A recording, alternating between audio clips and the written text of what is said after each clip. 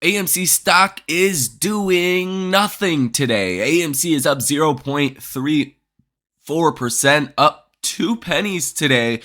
Really doing nothing. But the Ortex data is firing up.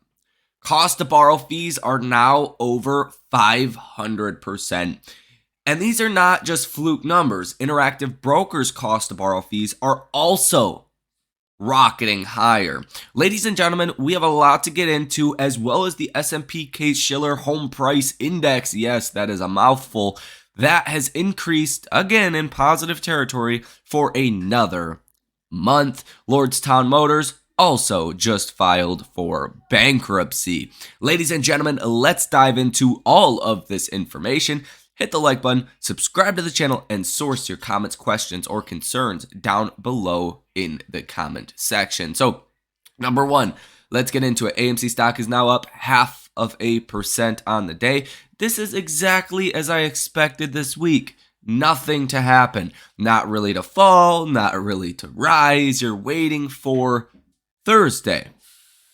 And Thursday is going to be a big day for AMC. Obviously, we're going to have the courts making their final decision. We all know what's going to happen. Be prepared. The judge is going to say, yep, you could do the reverse split. We're going to lift the status quo order. Settlement, boom, is done. And the stock has already priced that in. That's the beautiful thing about the markets. You don't actually have to get the final bad news for the markets and the stock in particular to already price that in. So you've already seen the effects of this reverse split actually happen. Now, after the reverse split, I think there's a couple interesting dynamics. One of which nobody's really going to talk about in this community. Nobody really is going to pay attention to it, but most people don't understand what's going on with AMC. Most people don't care. Most people haven't thought about AMC in a while. I'm talking about your investors that are not apes, that are not invested in this, that traded this back in January, sure, of 2021 and maybe 2022. Sure, they traded it, but they don't keep up to date with everything that's going on.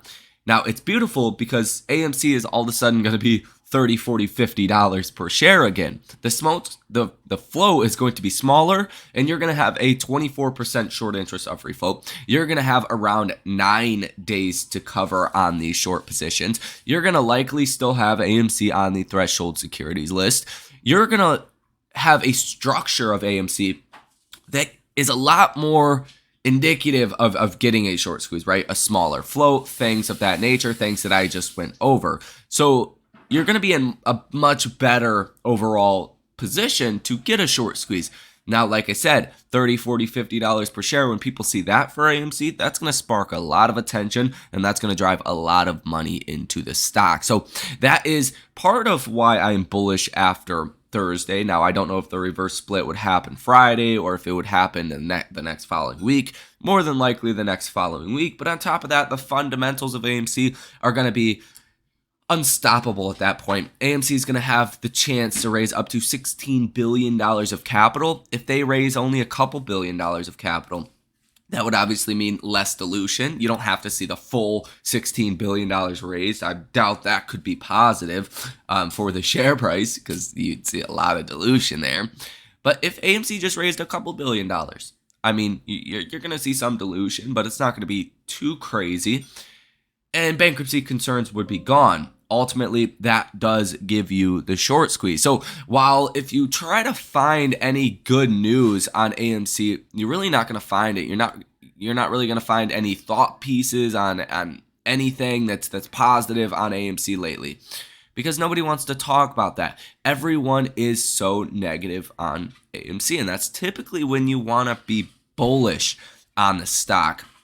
Who says that? Jim Chanos says, with meme stocks, you want to buy them when everyone hates them, and you want to sell them when everyone loves them. And that's exactly where you are at right now. You definitely want to buy the stock when everyone hates the stock. And that is where we are right now. I mean, look at the positive order value over the past week. You have seen 303 orders totaling $126.29 million with a positive order value of 9%. Today, you have seen 20 orders totaling $4.23 million with a positive order value of 5%. very, very negative.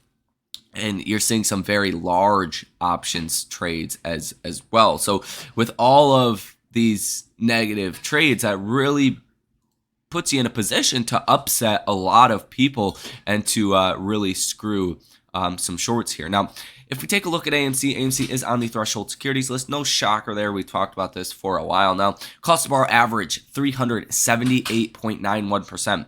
Cost to borrow max 574%. What this is telling you is expect extreme volatility. These numbers are ramping up into Thursday, and that ramp up into Thursday is telling you there's going to be a lot of volatility, okay? If you look at Interactive Brokers, they have almost 300% cost to borrow fees for AMC with 100,000 shares available. So when the availability of these shares drop as well, you could see Interactive Brokers cost to borrow fees spike 500, 600, 700%. If you think 275% with 100,000 shares is available, imagine when there's 2,000 shares available again. You're going to see these rates spike. So that is what I am looking for as well over here in the short term. Now, some things that are happening in the market as well. If we take a look at the economic calendar and we go ahead and look at today. So what we're seeing is out of Canada. So the year-over-year inflation rate came in at 3.4%. You were expecting 3.6%. The month-over-month reading came in at 0.4%. You were expecting 0.5%. Core inflation year-over-year came in at 3.7%. You were expecting 3.6%. Not so good. Core inflation rate month-over-month came in at 0.4%. You were expecting 0.5%. So Canada's inflation numbers are a little bit more important than ours, right? We don't really care about what's happening in the UK as much because they have a different dynamic. Although their inflation is hitting highs of the cycle, it's different, right? They're across the pond, and the pond's a pretty big pond, and they have different things that are happening.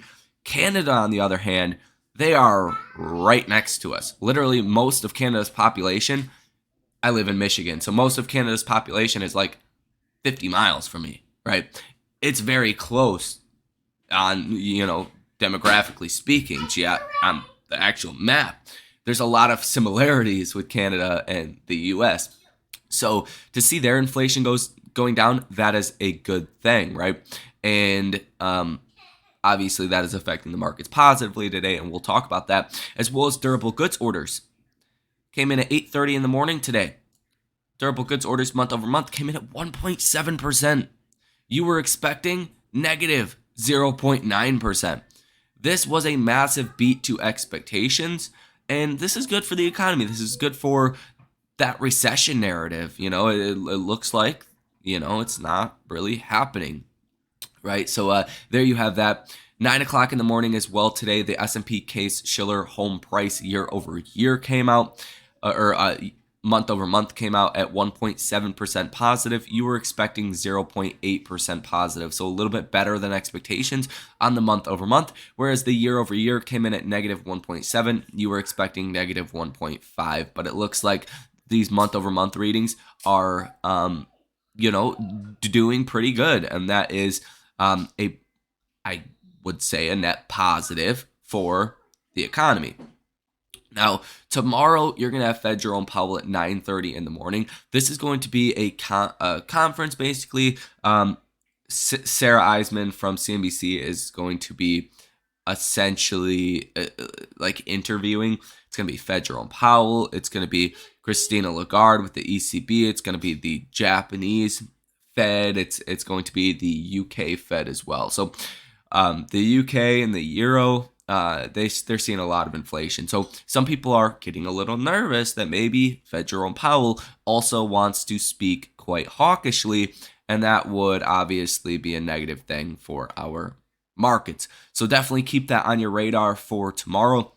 That's really going to be the big catalyst of tomorrow. You're going to get some bond auctions as well. And these bond auctions, like I said in the last video, are draining liquidity out of the system at a very fast pace. You're seeing these bond auctions that are massive, and it's going to fill the TGA, and it's pulling liquidity out of our markets, out of stock markets, out of bond markets, out of literally everywhere, to go ahead and buy these treasury bonds.